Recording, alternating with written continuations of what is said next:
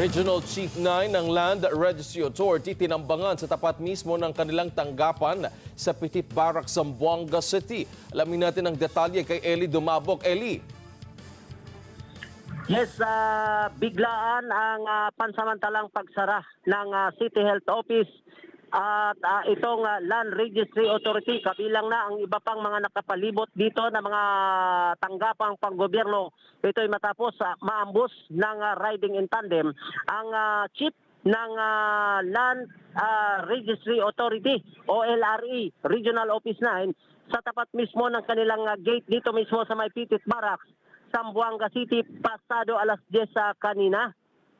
Agad na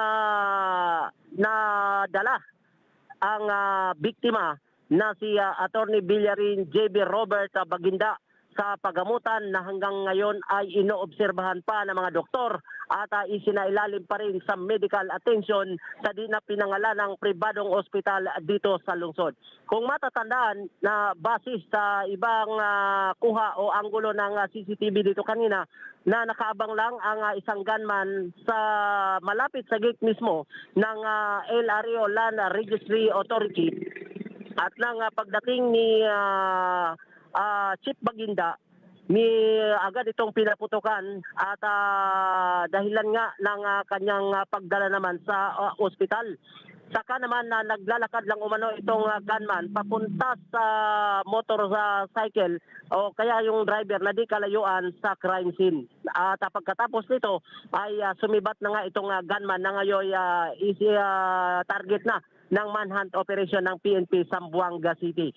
Kanina na kapanayam ng media ang tagapagsalita ng Zamboanga City Police Office na si Police Lieutenant Colonel Paul Andro Cortez, at sinabing ongoing ngayon at inoobserbahan pa rin ang biktima habang ito ay nasa pribadong ospital, at patuloy ang kanilang investigation at manhunt operation para matukoy kung ang pagkakaambos kay Chief Baginda ay may kinalaman sa kanyang trabaho.